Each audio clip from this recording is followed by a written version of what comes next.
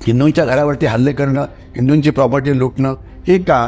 कारण काय असतं की हे जमात इस्लामीला म्हणजे कुठलंही काही पण तिथे सुरू झालं आंदोलन की पहिले हिंदूंवरती हल्ले करायचं. भीती काय वाटते की चीनचा उद्देश सरळ आणि साफ आहे. त्यांचा नंबर त्यांना 4 मोठी युद्ध लढायची आहेत पुढच्या 20-25 वर्षामध्ये. त्याच्यामधलं 4थं युद्ध आहे साऊथ तिबेटचं युद्ध. तुम्ही हिंसाचार करतात तर तुम्ही हिंदूंना का मारतात? हिंदूचा काही संबंध नाही ना रिझर्वेशनशी. त्यांना मारायचं कारण काय? म्हणजे रशिया युक्रेन वॉर चाललेला आहे, त्यामध्ये अमेरिका प्रचंड प्रमाणामध्ये युक्रेनला मदत करतो. त्याच्याशिवाय इस्रायल, हमास, हिजबुल्ला, हुती हे जे चालले त्याच्यामध्ये सुद्धा अमेरिका प्रचंड प्रमाणामध्ये मदत करते. आता ती मदत इतकी जास्त झाली की अमेरिकेकडेच आता ॲम्युनिशन सगळं संपायला सुरुवात झालेली आहे. इतिहास बघितला तर आपल्याला असं दिसतं की अमेरिका डिक्टेटर्स असलेल्या राष्ट्रांना जास्त मदत करतं आणि जे डेमोक्रॅटिकली इलेक्टेड लोक असतात त्यांना मदत करत नाही. येणाऱ्या काळामध्ये पुढच्या 5-6 वर्षामध्ये 2030च्या आधी हे उरलेले हिंदू या तर तिथे मारले जातील, या तर ते धर्म परिवर्तन करतील, या ते भारतात पळवू देतील.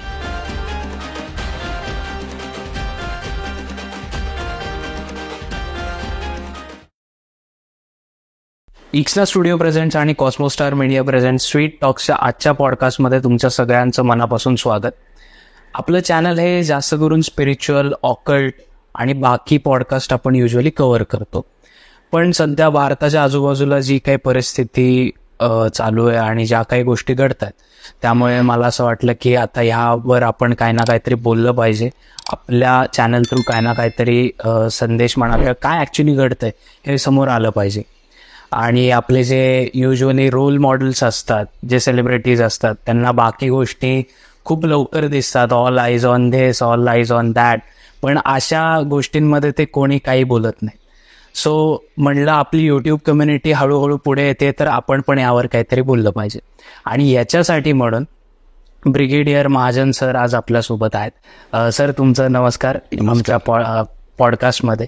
आणि आमच्या ऑडियन्सला प्लीज थोडीशी तुमची ओळख करून द्या. माझी थोडक्यात ओळख अशी आहे की मी माझं शिक्षण जे आहे 3-4 शाळांमध्ये केलं. एक संजीवन विद्यालय पाचगणी, तिथे माझं शिक्षण झालं. मग नंतर माझे वडील कायमची मुंबईला शिफ्ट झाले तर तिथे शेवटची 1-2 वर्ष आणि कॉलेजचं शिक्षण तिथे झालं. आणि 1973मध्ये मी भारतीय सैन्यामध्ये प्रवेश केला. तर म्हणजे माझं मुंबईत दादरमध्ये राहणे फक्त 6 वर्ष झालं. त्यानंतर मी सैन्यात गेलो आणि त्याच्यानंतर मग 2009पर्यंत मी भारतीय सैन्यामध्ये होतो. तर त्याच्यामुळे मी एक इन्फंट्रीचा सैनिक असल्यामुळे किंवा पायदळाचा असल्यामुळे किंवा मराठा लाईट इन्फंट्रीचा असल्यामुळे आमचं सगळं आयुष्य जे पुढे गेलं ते भारत पाकिस्तान सीमा, भारत चीन सीमा, काश्मीर, ईशान्य भारत, मणिपूर या सगळ्या सीमावर्ती भागामध्ये गेलं. कधीही आम्ही कुठल्या शहराकडे फारसा आलेलो नव्हतो. तर आणि त्याच्यामध्ये म्हणजे मी 73 साली सैन्यात प्रवेश केला. 71चं युद्ध संपलेलं होतं. तर त्याच्यानंतर जी वेगवेगळी ऑपरेशन्स भारतीय सैन्यामध्ये झाली तर त्यामध्ये मी नक्कीच भाग घेतला होता. जसं म्हणजे खालिस्तानी दहशतवाद, पंजाबमध्ये जो दहशतवाद होता त्याच्यामध्ये ऑपरेशन रक्षक नावाचं ऑपरेशन चालवलं गेलं होतं. पोस्ट ऑपरेशन ब्लू स्टार त्याच्यामध्ये आमचा भाग होता. मग काश्मीरमध्ये दहशतवाद सुरू झाला 1980च्या दशकापासून. तर 84पासून तर आम्ही काश्मीरमध्ये वेगवेगळ्या कालखंडामध्ये तिथे दर 4-5 वर्ष झाले की तिथे पुन्हा जात होतो. दहशतवादी विरोधी अभियानात आम्ही भाग घेतला. मग ईशान्य भारतामध्ये मणिपूर असो की नागालँड असो तिथे बऱ्यापैकी त्यावेळेला त्या भागामध्ये बंडखोरी हा प्रकार होता. आता तो जवळजवळ त्याचा म्हणजे तंबोर्ड मोडण्यात आलेला आहे. कधी कधी थोडंसं मणिपूरमध्ये होतं पण तिथे पुष्कळसा भाग झाला. आणि त्याच्यानंतर भारत चीन सीमा ही नंतर ॲक्टिवेट झाली, तिथे झालं. तर अशा वेगवेगळ्या म्हणजे वेगवेगळ्या युद्धजन्य परिस्थिती म्हणा, दहशतवादी विरोधी अभियान म्हणा, बंडखोरी विरोधी अभियान म्हणा, यामध्ये भाग मी घेतलेला आहे गेल्या अनेक वर्षामध्ये. आणि मी माझी बटालियन ही पुंछ भागामध्ये कमांड केली आणि आमचं काम होतं तिथे दहशतवादी जे पुंछमध्ये आत यायचे त्यांना थांबवणं, मी त्यांना मारणं हे आमचं काम होतं. आणि 3 वर्षाच्या कारकिर्दीमध्ये आम्ही जवळजवळ 80हून जास्त दहशतवादी मारले. आणि 1995 ते 1998चा हा कालखंड होता. आणि त्यावेळेला आमच्या युनिटला 18 शूरता पुरस्कार मिळाली. मला युनिट सायटेशन मिळालं की जे तुम्ही मागे तो फोटो लागलेला आहे, युनिट ॲप्रिसिएशन मिळालं. मला युद्ध सेवा मिळालं. तर हे 1995 ते 98चा कालखंड होता. त्याच्यानंतर मग इतर ठिकाणी मध्ये ऑपरेशन पराक्रम नावाचा प्रकार झाला होता. ज्यावेळेला संसदेवरती ज्यावेळेला हल्ला झाला, दहशतवादी हल्ला, तर भारतीय सैन्य ऑलमोस्ट युद्धाला तयार होतो. तर त्यावेळेला त्या युद्धाकरता आम्ही तयार होतो ऑपरेशन पराक्रममध्ये, पण ते युद्ध कधी झालं नाही. त्यानंतर मग पुन्हा एकदा मी काश्मीरमध्ये गेलो. तिथे कृष्णा घाटी भागामध्ये पुन्हा एकदा ब्रिगेडचं नेतृत्व केलं. तिथे आम्ही पुन्हा एकदा अनेक दहशतवाद्यांना मारलं. आणि 2005चं जे सर्वात हायेस्ट शूरता पुरस्कार आहे अशोक चक्र, हे त्यावेळेला मेजर जेम्स थॉमस या माझ्या ब्रिगेडमधल्या अधिकाऱ्यांना मिळालं. अर्थात मरणोत्तर, म्हणजे ते दुःखाची गोष्ट आहे ती. परंतु आणि पुन्हा एका युनिटला युनिट सायटेशन मिळालं वगैरे. आणि मग माझी शेवटची 4 वर्ष जी सैन्यामधली होती, तर तिथे मी त्या जागेला आर्मी वॉर कॉलेज असं म्हटलं जातं, ही सैन्याची शिक्षण संस्था किंवा ट्रेनिंग एस्टॅब्लिशमेंट आहे. तर तिथे वेगवेगळ्या लेवलच्या ऑफिसर्सचं ट्रेनिंग केलं जातं. तर त्याच्यामधलं एक ट्रेनिंग होतं कर्नल या हुद्द्याच्या ऑफिसर्सचं. कर्नलची सर्व्हिस ही 20 ते 25 वर्षाहून जास्तच असते. आणि त्यांना काय शिकवायचं, ज्याची 25 वर्ष सर्व्हिस आहे त्याला काय शिकवायचं, तर तिथे एक वेगळा प्रकार वापरला जातो, त्याला एक्सपिरियन्शियल फॉर्म ऑफ लर्निंग म्हणतात. तो 1 वर्षाचा कोर्स असतो युद्धकला या विषयावरती. तर तिथे मी DS म्हणजे डायरेक्टिंग स्टाफ म्हणून होतो. ओके. पॉडकास्ट सुरू करण्याच्या आधी मला तुम्हाला स्वातंत्र्य दिनाच्या शुभेच्छा द्याव्याशा वाटतील ॲडव्हान्समध्ये. आणि आता आपण आपला पॉडकास्ट सुरू करूया. तर सर, नॉर्मल माणसाला कळेल अशा याच्यामध्ये तुम्ही प्लीज आम्हाला गाईड करा की आता काय चाललंय नक्की बांगलादेशचं. आपण जे सगळीकडे बघतोय की तिथलं सरकार आता पूर्णपणे उद्ध्वस्त झालेलं आहे. लोक, सुरुवातीला तो स्टुडंट प्रोटेस्ट होता, तिथून तो सरकार तख्तपलट झालं, आणि त्याच्यानंतर आता तो हिंदूंविरोधी किंवा एक रिलिजियस मुवमेंट त्याला मिळते. सो एक्झॅक्टली काय घडतंय तिकडं? असं आहे, सध्या संपूर्ण जग प्रचंड अस्वस्थ आहे. आणि आज या वेळेला आपण बोलतोय तर 60 ठिकाणी जगामध्ये वेगवेगळ्या ठिकाणी युद्ध सुरू आहे. त्याच्यामध्ये आपण फक्त 2-3 मोठ्या युद्धाकडेच लक्ष देतो. म्हणजे एक म्हणजे रशिया युक्रेन वॉर, किंवा दुसरं इस्रायल आणि हमास, किंवा इस्रायल किंवा हिजबुल्ला, इस्रायल हुती वॉर, ही जास्त लाईमलाईटमध्ये, पण बाकी पण युद्ध सुरू आहे. तर आपण आज आपला विषय समजा बांगलादेश असा आहे, तर मी असं करेन की बांगलादेशचा तुम्हाला थोडासा इतिहास सांगायचा प्रयत्न करेन की हे सगळं निर्मिती कशी झाली, आणि त्यानंतर आपण सध्याच्या परिस्थितीवरती येऊ. 1947 साली भारत आणि पाकिस्तान 2 वेगवेगळे देश झाले. आणि त्यावेळेला काय झालं की त्यावेळेला पाकिस्तानमधले काही हिंदू हे भारतामध्ये आले, आणि इकडचे काही मुसलमान हे पाकिस्तानमध्ये गेले. परंतु जी मुवमेंट होत होती ती 1950 पर्यंत पूर्णपणे थांबली होती. त्यानंतर जे हिंदू तिथे राहिले ते तिथेच राहिले, जे इकडे मुसलमान राहिले तिकडेच राहिले. आणि ज्यावेळेला 1950ची जनसंख्या मोजणी झाली त्यावेळेला आपल्याला असं दिसलं की त्यावेळेच्या पाकिस्तानमध्ये, की ज्याला आपण सध्याचा जो पाकिस्तान किंवा त्यावेळेचा जो वेस्ट पाकिस्तान होता, तिथे 9% हे हिंदू शिल्लक होते वेस्ट पाकिस्तानमध्ये. तर त्यांची संख्या आता 1% कमी झालेली आहे. ठीक आहे. आणि जो सध्याचा त्यावेळेचा ईस्ट पाकिस्तान किंवा सध्याचा जो बांगलादेश आहे, त्याच्यामध्ये त्यावेळेला 1950 साली हे 24%, 23 ते 24% हे हिंदू शिल्लक होते. आणि आज 2024ची जी आकडेवारी आहे, आकडेवारी आपल्याला ऍक्च्युअली 2021ची मिळते, कारण त्यावेळेला लोकसंख्या मोजणी झाली होती. तर त्यावेळेला ही संख्या 8%हून सुद्धा कमी आहे. 8 ते 9% मध्ये असेल. म्हणजे 24%वरनं ही लोकसंख्या जर बांगलादेश पुरतं बोलायचं म्हटलं तर ही 16% कमी झाली आहे. तर ही गेली कुठे? तर सिंपल सरळ आहे की पुष्कळशे मारले गेले, अनेकांनी धर्म परिवर्तन केलं, आणि काही थोडे, समजा एक असं मानलं जातं 50, 60 लाख, 70 लाख हे भारतामध्ये पळून आले. ही आज तिथली अवस्था आहे. आणि याच्यामध्ये अजून एक गोष्ट आपल्याला कळायला पाहिजे की 1971च्या युद्धाच्या वेळेला पाकिस्तानी सैन्याने बांगलादेशच्या जनतेवरती प्रचंड अत्याचार केले. आणि त्यावेळेला 40 ते 50 लाख हे बांगलादेशी हे मारले गेले, किंवा ईस्ट पाकिस्तानी हे मारले गेले. आणि हा इतिहास रेकॉर्डेड आहे. आणि पण लोकांना माहीत नाही ते असं की हे जे 40 लाख लोक मारले गेले, यामध्ये 30 लाख हे बांगलादेशी हिंदू होते. बांगलादेशचे होते पण हिंदू होते. आणि 10 लाखाच्या आसपास जे होते ते तिथे जे अवामी लीग, ज्या पार्टीमुळे बांगलादेश स्वतंत्र झाला, आणि शेख मुजीबुर रहमान जे त्यांचे राष्ट्रपिता होते, ते 10 लाख हे अवामी सपोर्टर्स होते. 30 लाख हिंदू हे मारले गेले. आणि बांगलादेश स्वतंत्र झाला, मुजीबुर रहमानचं सरकार झालं, त्यांनी 5 वर्ष राज्य केलं. 75 त्यांना मारण्यात आलं आणि त्यांचं पूर्ण कुटुंबाला मारण्यात आलं. फक्त त्याच्यामध्ये वाचलं कोण तर हसीना, ज्या आता भारतात आहेत, आणि त्यांची एक लहानी बहीण, कारण ते त्यावेळेला इंग्लंडमध्ये परदेशामध्ये गेल्या होत्या, म्हणून त्या फक्त वाचल्या आणि बाकी पूर्ण कुटुंब हे बर्बाद करण्यात आलं. तर हे झालं 1975 ज्यावेळेला शेख मुजीबुर रहमान, ज्यांना बांगलादेशचा राष्ट्रपिता म्हटलं जातं, त्यांना मारण्यात आलं. त्यांची मुजीबुर रहमान फॅमिली पूर्णपणे नष्ट झाली, एक्सेप्ट हसीना आणि तिची लहानी बहीण.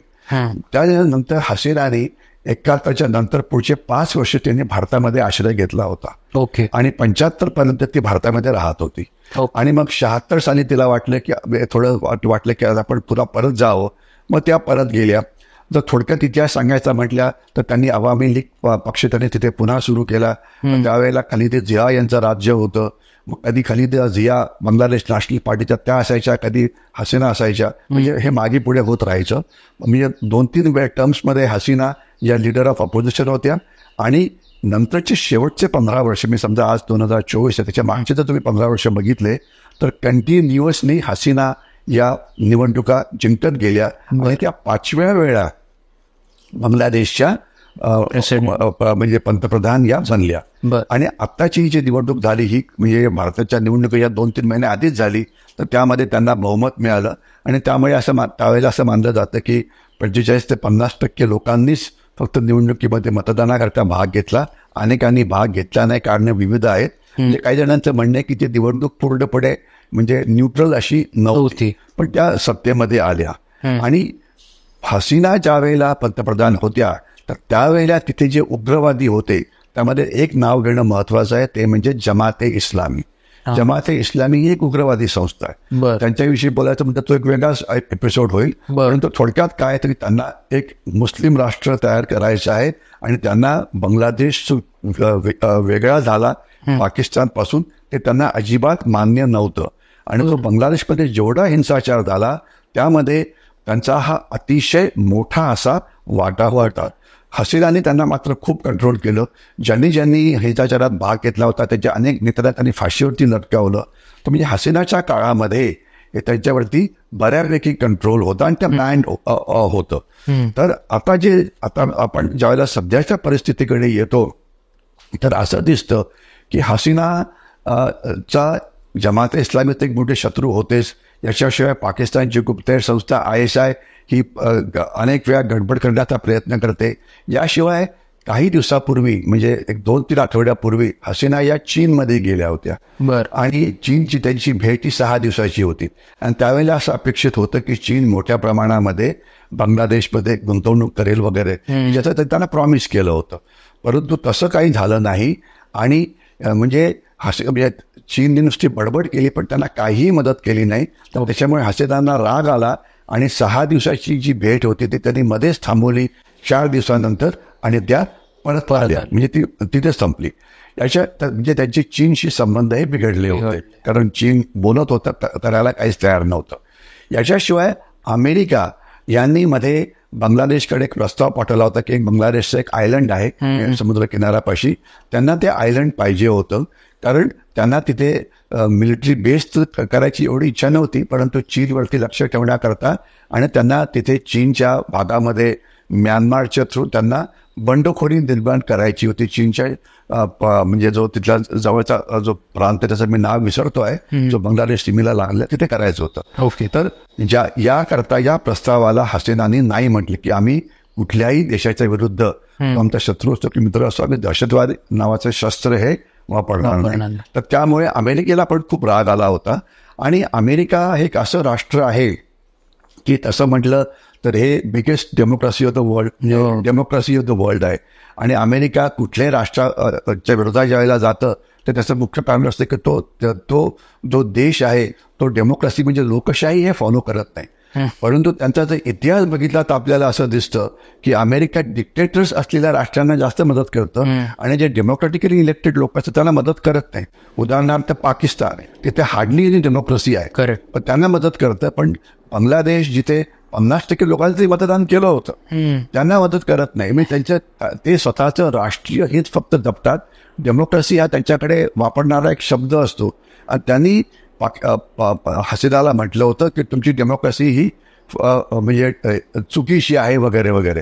तर काही वेळा इथे थोडंच विषयांतर होईल, परंतु म्हणजे असं म्हणता येईल की आता अमेरिकेच्या राजकारणाचं भारतीयकरण झालेलं आहे. म्हणजे भारतीयकरण हा शब्द मी काय मोठ्या म्हणजे ज्यांनी त्यांचं कौतुक करण्याकरता वापरत नाहीये. ज्यावेळेला अमेरिकन निवडणुकीमध्ये डेमोक्रॅटिक पक्षाचे उमेदवार आणि रिपब्लिक पक्ष जे तिथले दोनच पक्ष तिथे भाग घेतात, त्यांचं ज्या वेळेला डिबेट्स होतात तर ती डिबेट्स ही सगळे पॉलिसीवरती व्हायचे. तुमची पॉलिसी दहशतवादाविषयी काय, तुमची पॉलिसी अबॉर्शन विषयी काय, म्हणजे त्याला आपण म्हणतो म्हणजे प्रिन्सिपल्स तत्व याच्यावरती व्हायचे. ठीक आहे ना, की जे बरोबर आहे की जर तुम्ही राज्यकर्ते बनला तर तुम्ही ही पॉलिसी फॉलो करा चीनच्या बाजूनी, चीनच्या याच्यामध्ये एशिया इकॉनॉमिक पॉलिसी वगैरे वगैरे, की जे बरोबर पण आहे. कुठल्याही राजकीय पक्षाने साफ करायला पाहिजे की जर ते राज्यकर्ते बनले तर ते करतील काय, तर ते त्याच्यावरती डिबेट्स व्हायची. परंतु आता सध्या 2 उमेदवार आहेत, एक तर कमला हॅरिस डेमोक्रॅटिक पक्षाच्या आहेत आणि दुसरे डोनाल्ड ट्रम्प हे रिपब्लिकन पक्षाचे आहेत. तर त्यांच्या आता डिबेट कशी होत आहेत तर ते फक्त एकमेकाला शिव्या देण्यामध्ये गुंतलेले आहेत. एकमेकावरती आरोप करायचे, म्हणजे पॉलिसी लेवल डिस्कशन सोडून बाकी की जे आपल्या भारतीय इलेक्शनमध्ये आपण त्याच्यावरती एक्सपर्ट आहोत. तर म्हणजे मला आठवत आहे की एक 20-25 वर्षांपूर्वी लालू प्रसाद यादव नावाचे एक मोठे ग्रेट माणूस होते. त्यांनी म्हटलं, त्यांना कोणती विचारलं की बिहारचा अमेरिका व्हायला पाहिजे. नाही, आम्ही अमेरिकेचा बिहार करू. तर त्याच्यामध्ये त्यांना यश मिळालं आहे असं म्हणायला काही हरकत नाही की जो म्हणजे चूक आपट करतो तर हे सगळं अमेरिकेची तत्व सोडून आता हे करायला सुरुवात केली आहे. तर एनिवे अमेरिका हे अतिशय दुतोंडी राष्ट्र आहे आणि दुतोंडीपेक्षा मी त्यांना असं म्हणेन की ते फक्त त्यांचं स्वतःचं राष्ट्रीय हित फॉलो करतात. दुतोंडी शब्द आपण वापरू शकतो, पण ते त्यांना चीनला त्रास द्यायचा म्हणून ते हा करतात. त्यांना जे काय पाहिजे ते त्यांना, आणि म्हणून त्यांना जे सरकार सुटेबल असतं ते त्यांना मदत करतात. तर डेमोक्रेसी नुसतं नाव झालं. तर आज बांगलादेशमध्ये हा प्रकार झालेला आहे की चीनच्या विरोधात गेल्यामुळे, जमात इस्लामीच्या विरोधात गेल्यामुळे, तर अमेरिकेच्या विरोधात गेल्यामुळे, पाकिस्तानच्या विरोधात गेल्यामुळे हसीना यांनी अनेक शत्रू निर्माण केले. आणि त्यांच्यासमोर जो फेस होता तो होता स्टुडंट्स एज्युकेशन. विद्यार्थी करतायत, ज्या विद्यार्थ्यांना ना चीनविषयी काही माहिती आहे, ना पाकिस्तानविषयी काही माहिती आहे, ना जमातेविषयी काही माहिती आहे, त्यांचं जे रिझर्वेशन होतं ते बेसिकली त्यांचं जे एज्युकेशन होतं ते रिझर्वेशन विषयी होतं. की जे त्यावेळेला 30-35-40% रिझर्वेशन हे असायला पाहिजे होतं पहिले. परंतु आजच्या एज्युकेशनचा रिझर्वेशनशी काहीही संबंध नाही, ज्याच्याकरता विद्यार्थी आंदोलन करत होते. याचं कारण काय की हसीनाने 4 वर्षापूर्वी ते बंद केलं होतं. रिझर्वेशन जे होतं 35%, 30% म्हणजे एकाच्या लढाईमध्ये लोकांकरता, 5% इतरांकरता, त्यांनी ते पूर्ण बंद केलं होतं. परंतु मध्ये नाक खुपसलं बांगलादेशच्या हायकोर्टनी ते रिझर्वेशन जे बंद केलं ते पुन्हा सुरू केलं. म्हणजे आता जे रिझर्वेशन सुरू झालं, ज्याकरता आंदोलनं सुरू झाली, त्याच्याकरता जबाबदार आहे तिथलं हायकोर्ट. आणि त्यावेळेला हसीनाने म्हटलं की जर हायकोर्टनी म्हटलं तर सरकार हायकोर्टला नाही म्हणू शकतं का, तर तुमच्याकडे एकच उपाय की तुम्ही सुप्रीम कोर्टमध्ये जावं. ठीक आहे, हायकोर्टच्या जजला काही आपण तुरुंगात टाकू शकत नाही ना की तुम्ही निर्णय दिला तो आम्हाला बरोबर नाही. तर त्या सांगत होत्या. तर हे कोणीही ऐकायला तयार नव्हतं हिंसाचार, आणि त्यांच्या हिंसाचारामध्ये जमाती मोठ्या प्रमाणात सुरू झाले. नाव विद्यार्थी आंदोलन. तर विद्यार्थी आंदोलनामध्ये हिंदूंच्या घरावरती हल्ले करणं, हिंदूंची प्रॉपर्टी लुटणं, हे का? कारण काय असतं की हे जमात इस्लामीला म्हणजे कुठलंही काही पण तिथे सुरू झालं आंदोलन की पहिले हिंदूंवरती हल्ले करायचे. याचं कारण काय? कारण कळायला पाहिजे. त्यांची संपत्ती लुटायची, म्हणजे घरातल्या सामान लुटून घेऊन जायचं. तुम्ही बघितलं तर की शेकडो व्हिडिओज आज युट्यूबवरती आहेत. घरात जाऊन लूटमाट करायची, घरं जाळायची, जास्त बोलायला नको पण बायकांवरती अत्याचार करायचा. तर याकरताही सगळे लोक आपले हात धुवून घेत आहेत. ते नाव होतं स्टुडंट्स एज्युकेशनचं. जो त्यांचा इश्यू रिझर्वेशनचा होता हा इश्यू अजिबातच कधीच नव्हता, कारण त्याच्या हसीनाशी काही संबंध नव्हता. संबंध हा बांगलादेश हायकोर्टशी होता. आणि त्या म्हणत होत्या की तुम्ही ऐका, परंतु त्यांनी एक परिस्थिती निर्माण केली. आणि या परिस्थितीमध्ये जे बांगलादेशचं जे सैन्य होतं त्यांची भूमिका ही अतिशय संशयास्पद आहे. कारण बांगलादेशचं सैन्य तसं म्हणतं तर बऱ्यापैकी मोठं आहे. 9 डिव्हिजन्स बेजवतात, 1.5-2 लाख त्यांचं सैन्य आहे. आणि जर त्यांनी म्हटलं असतं तर त्यांना हसीनाचं रक्षण करता आलं असतं. त्यांना झालं काय की बांगलादेशमध्ये पोलीस सगळे पळून गेले. म्हणजे पोलीस आपलं कामच करायला तयार नाही. मग जनतेचं रक्षण कोण करणार, हिंसाचार कोण थांबवणार? राहिलं फक्त मग अर्धसैनिक दलं किंवा बांगलादेशचं सैन्य. अर्धसैनिक दल तिथे एकच आहे की जे फक्त सीमेवरती आहे, ते सीमेवरती हातात हात ठेवून बसलेले आहेत भारत बांगलादेश सीमेवरती. मग राहिलं काय तर बांगलादेशचं सैन्य ते काहीही करायला तयार नव्हतं. मी नुसते ते बसले. इमॅजिन करा की बांगलादेशचे हे अराजकीय तत्व जी आहेत ती प्राईम मिनिस्टरच्या घरावरती हल्ला करतायत, तिथल्या संसदेवरती हल्ला करतायत, तिथल्या इन्स्टिट्यूशन्सवरती हल्ला करतायत. याचं रक्षण करण्याचे काम सैन्याचं ते करायला तयारच नाही. त्यांनी फक्त तिला इशारा दिला की तुम्ही कडनं निघून जा, तेवढं तरी त्यांनी चांगलं काम केलं असं म्हणता येईल. आणि मग त्याच्याच विमानामध्ये बसून मग हसीना या भारतामध्ये आल्या आणि पुढचं मग इतिहास आपण त्याच्याविषयी बोलू शकतो. तर सैन्याची भूमिका ही अत्यंत संशयास्पद या सगळ्या प्रकरणामध्ये आहे. काही लोक असं म्हणतात की त्यामध्ये शेख हसीना यांचं पण चुकलं की त्यांनी एक वर्ड यूज केला, रजाकार. तर नक्की रजाकार म्हणजे काय आणि त्याचा इम्पॅक्ट या पूर्ण आंदोलनात कसा पडला? काय आहे की आपण ज्यावेळेला जास्त बोलतो तर त्यावेळेला एखादा शब्द असा गैरवापर होऊ शकतो की त्यांचं म्हणणं होतं की असं होतं की जे काही प्रमाणात खरं पण आहे की हा जर तुम्ही हिंसाचार करतात तर तुम्ही हिंदूंना का मारतात? हिंदूचा काही संबंध नाही ना रिझर्वेशनशी. त्यांना मारायचं कारण काय? तुम्हाला रजाकार म्हणून शब्दाने राग आला तर याचं म्हणजे उत्तर हे हिंसाचार आहे असं आहे का? त्याचं उत्तर हे हिंसाचार असं नाही. रजाकार शब्द वापरायला नको होता. आणि त्याच्याशी आंदोलकांचं म्हणणं होतं की तुम्ही माफी मागा. ठीक आहे, काही जणांचं म्हणणं जर माफी मागितली असती तर प्रकरण सगळं चिघळलं नसतं. तर हे सगळं जर आणि तरच्या ज्या गोष्टी आहेत याच्यामध्ये काही फारसं तथ्य असं माहीत नाही, म्हणजे नाही. आता झालं नाही म्हणून आपण तो दोष देऊ शकतो, परंतु आता तर त्या हसीना तिथे नाहीत ना. आता तर हिंसाचार थांबायला पाहिजे ना. आता तर प्रगती व्हायला पाहिजे. अजून सुद्धा तो थांबत नाहीये. ठीक आहे ना. आणि अजून सुद्धा काल परवाचीच गोष्ट आहे की जे युनूस सरकार जे म्हणजे हे होते नोबेल प्राइज विजेते, त्यांच्याविषयी स्वतः बोलणं अतिशय गरजेचं आहे. अमेरिका आणि असे लोक असतात की जे बघतात की प्रत्येक देशामध्ये अशा कुठेतरी माणसांना ते शोधतात की ज्यांचं मत त्यांच्या बाजूनी असतं तर त्यांना मग ते नोबेल प्राइज वगैरे देऊन प्राइजेस तयार करतात. म्हणजे ते ठीक आहे ना. आणि एक फोटो पण आहे ज्याच्यामध्ये नोबेल प्राइज विनर युनूस म्हणजे बांगलादेशचे सध्याचे जे प्राईम मिनिस्टर आहेत याच्याशिवाय अमर्त्य सेन जे आपले एक थोडेसे नोबेल प्राइज मिळालेले विद्वान आहेत की ज्यांना भारतात कोणी विचारत नाही. आणि तिसरं त्याच्यावर जॉर्ज सोरोस हे तुम्ही नाव ऐकलं असेल की हे म्हणजे एक अतिशय अराजकीय तत्व आहे.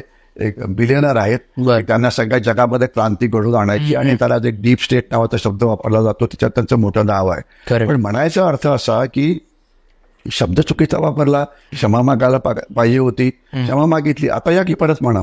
आता परत त्यांना येता येईल का? तर ते नाही. म्हणजे ही एक कारणं होती. त्यांना सरकार बदली करायचं होतं आणि बांगलादेश सैन्याला जर शक्य असतं असे सगळं करता आलं असतं. बरोबर, त्याच्याकडे तेवढी ताकद होती. पण ते हिंसाचार थांबवायला तयारच नव्हते. ते तयारच नव्हते कारण ते स्वतः घाबरलेले होते. अरे एवढं प्रचंड मोठं सैन्य त्यांनी का घाबरावं की त्यांनी मुद्दाम केलं.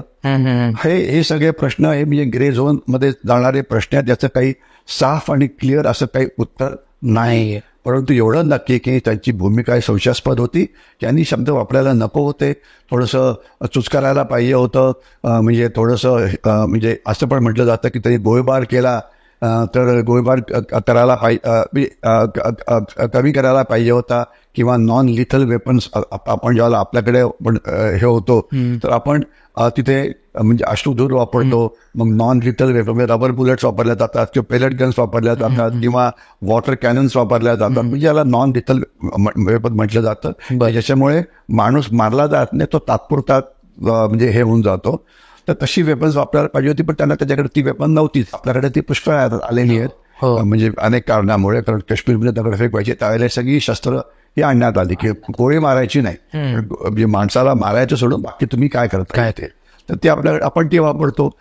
पण काय असतं की ज्यावेळेला पब्लिक लॉ अँड ऑर्डर हे होते तर किती वेळात ते थांबवायचं हा प्रश्न महत्वाचा आहे. आणि जर आंदोलक कुठल्या माणसांना मारत असेल तर तुम्ही गोळीबार करायला पाहिजे की नाही. तर तुमचं जे इंडियन पिनल कोड आहे तुम्हाला सेल्फ डिफेन्समध्ये फायर करायला अलाउड देतं. त्यांनी पोलिसांना मारलेलं आहे, काही लोकांना की जे करत होते, काही सैन्याचा खरं मारलं नाही परंतु सैन्याच्या विरुद्ध हिंसाचार मात्र सुरू होता.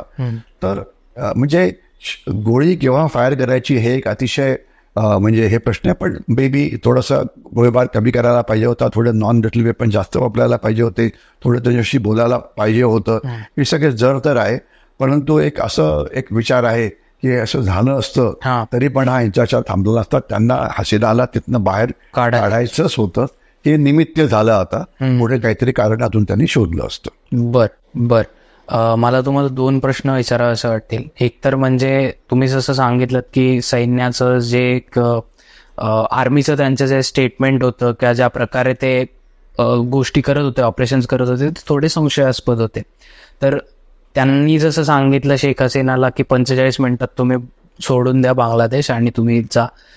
म्हणजे यांना आधीच कुठेतरी माहिती असणार आहे, एक दिवस आधी का होईना, की असं काहीतरी घडणार आहे.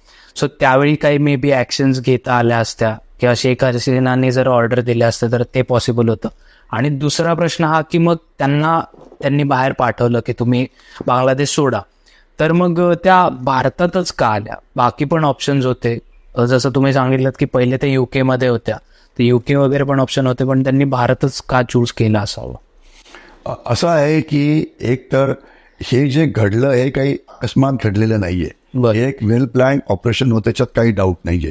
कारण विमानाला रेडी ठेवणं, हेलिकॉप्टर तयार ठेवणं, त्यांना तिथून उडून तिकडे एअरपोर्टला घेऊन जाणं, एअरपोर्टमध्ये विमानात बसून भारतात जाणं, हे सगळं वेल प्लॅन होतं. याच्यात काहीच डाऊट नाहीये. मी त्यांनी सगळं ते ठरवलं होतं की त्यांना वॉर्निंग द्यायची. त्यांना आणि त्याप्रमाणे ते गेले आणि 45 मिनिटं तुम्हाला वेळ आहे, त्याच्यात तुम्हाला डिसिजन घ्यावंच लागेल. तर ते डिसिजन त्याच्यावरती फोर्स केलं की म्हणजे ते डिफॉल्ट सेटिंग झालं होतं की तुम्हाला ते बाहेर जावंच लागेल, दुसरा तुम्हाला कुठला उपाय नाहीच आहे. आणि हे वेल प्लॅन, याच्यात काही डाऊट नाहीये. दुसरा प्रश्न असा आहे की म्हणजे भारतातच का आल्या आणि तिकडे का गेल्या नाही. तर भारताशी अर्थात एक गोष्ट अशी आहे की बांगलादेश सैन्य आणि भारत किंवा भारतीय सैन्य यांचं फार चांगले रिलेशन्स आहेत. कारण आपण त्यांना 71 साली मदत केली होती आणि जो सैनिकांचा जो कॉन्टॅक्ट आहे तो खूप चांगला आहे. म्हणजे आपले ते मित्र राष्ट्रांमध्ये ते गणले जातात.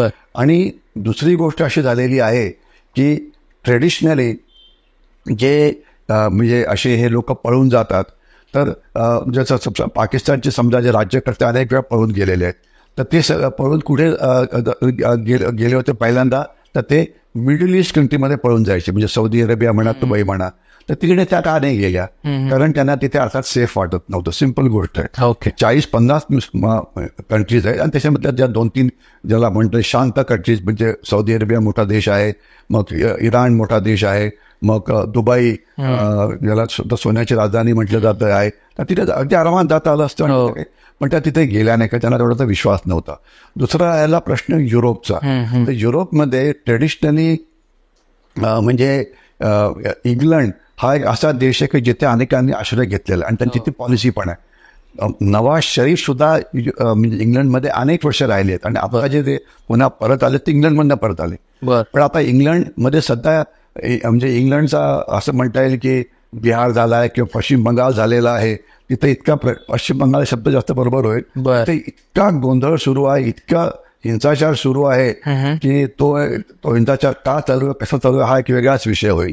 तेव्हा इंग्लंड हा सेफच नव्हता आणि त्यांना स्वतःचे प्रॉब्लेम्सकडे लक्ष द्यायला वेळ नाही, तर ते बाहेरच्या कुणाला घेणार. मग अजून एक देश आहे तो म्हणजे अमेरिका, की ज्याला जगाचं पोलीस म्हटलं जातं. तर अमेरिका सध्या स्वतः इतक्या गोंधळात गेलेला आहे. आणि मी अमेरिकेविषयी फक्त 2 स्टेटमेंट म्हणजे 2 वाक्य आपल्याला सांगू इच्छितो की अमेरिकेमध्ये सध्या गोंधळ चालला आहे राष्ट्रपती निवडणुकीकरता. तो एक वेल नोन आहे की कसं चाललेलं आहे.